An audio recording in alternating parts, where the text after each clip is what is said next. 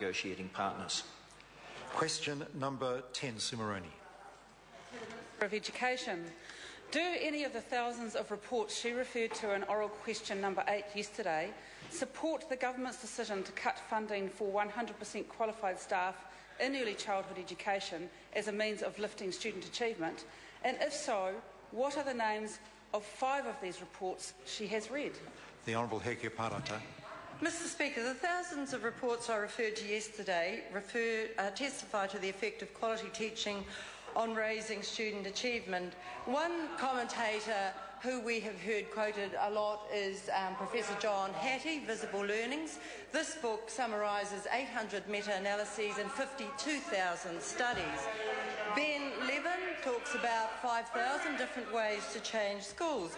However, within the international research literature, I understand there's no evidence to support the premise of that member's question that 100% of the staff in ECE services must hold a tertiary qualification in teaching as the single determinant in raising achievement. And I have here 8 reports by the New Zealand Education Review Office, which indeed discusses what the range of contributions are to quality education and the diverse provision that New Zealand parents have come to expect. Moreover, I'm not sure that, quote, student achievement is an appropriate framing for early learners. As our Te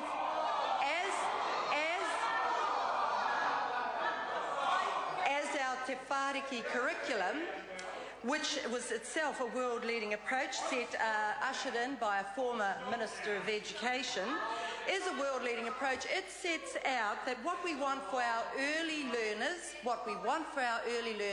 is that they are confident, competent communicators, eager to learn, and student achievement is more appropriate for the next parts of the education system. Sue Moroney. A point of order, Mr Speaker. Point of order, Sue Moroney. Order. The question was on notice, and it specifically asked if any of the reports she referred to supported the government's decision to cut funding for 100% qualified staff in early childhood education. That question was not answered. Order. No, I don't think I need any assistance on this at all. I looked into this question very carefully prior to question time today because I found the question quite difficult to understand. I went back to the transcripts of question number 8 yesterday to make sure I did understand the question. Given the transcripts of the answers to oral question number 8 yesterday and today's question held paper, it is my view the Minister answered this question. Sue Moroney. Supplementary question. When she said on May 16th, 2012, quote, "Our national-led government is committed to improving the quality of teaching," end quote, had she forgotten that it was the national-led government that cut funding for qualified staff in early childhood education in 2011? The Honourable Hekia Parata. Mr Speaker, as I answered in the primary response, in the case of early childhood education, international research... Point of order, the Honourable Trevor Mallard. Mr Speaker, it probably shouldn't be necessary for me to come to your defence, but to have the Minister of Social Development saying that you are so far out of touch, sir... Order.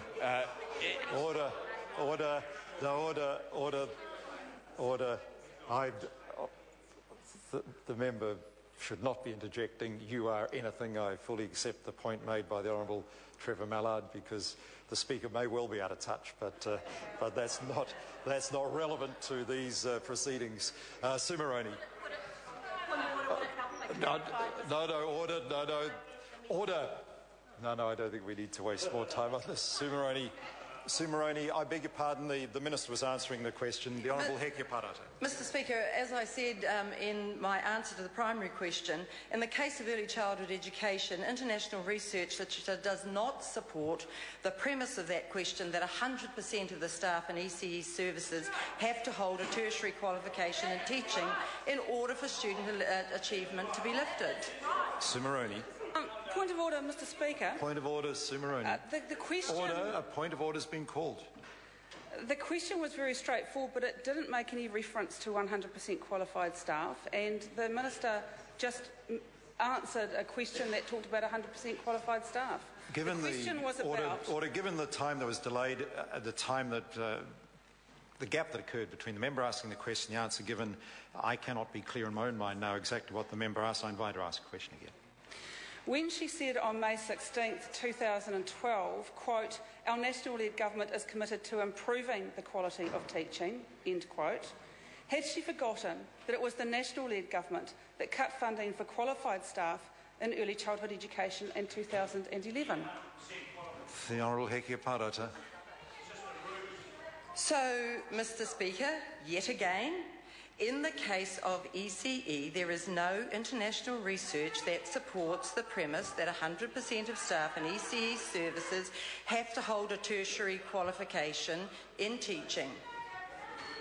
Sue Moroney, supplementary question. Will she give parents an assurance that the $114 million hole created in the education budget from her proposal to increase class sizes will not be taken from early childhood education funding? The Honourable Hekia Parata. First of all, Mr Speaker, can I clarify that actually our proposal was to change the funding formulas because class sizes are actually set by schools. And second of all, can I say that it's a little technicality that may have passed you by, and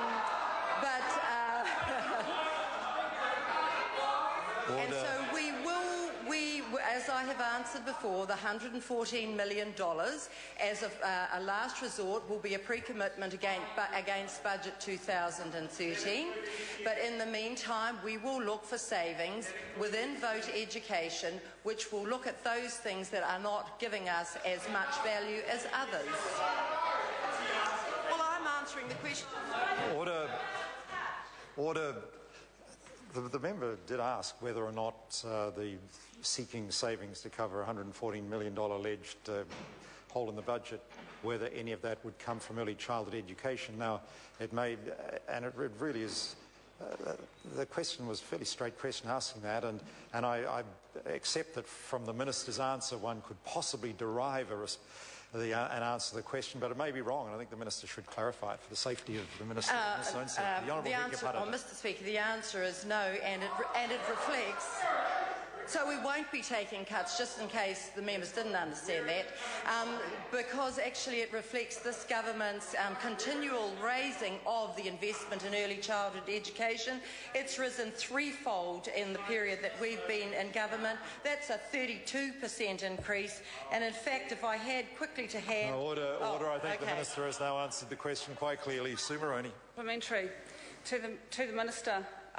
In response to that last answer then, does she see the continual raising of funding as being the funding freeze that was put on all subsidy rates in early childhood education in Budget 2012, which will mean increasing fees for parents? Mr Speaker, any decision that a centre makes is in response to the pre-prioritisation is essentially up to it. We have targeted equity funding at priority groups. This will encourage participation from groups least able to afford it. ECE's fees remain about 25% lower in real terms than they were in June 2007. Recent researchers, and I'm happy to show members that graph, and that is based on affordability calculated by comparing ECE fees to average earnings. Recent research has shown that the current 20 hours ECE rates more than meet the average cost of delivering high-quality ECE. Question number 11, Ian McKelvey. Thank you, Mr Speaker. My question to the Minister for Communications and Information Technology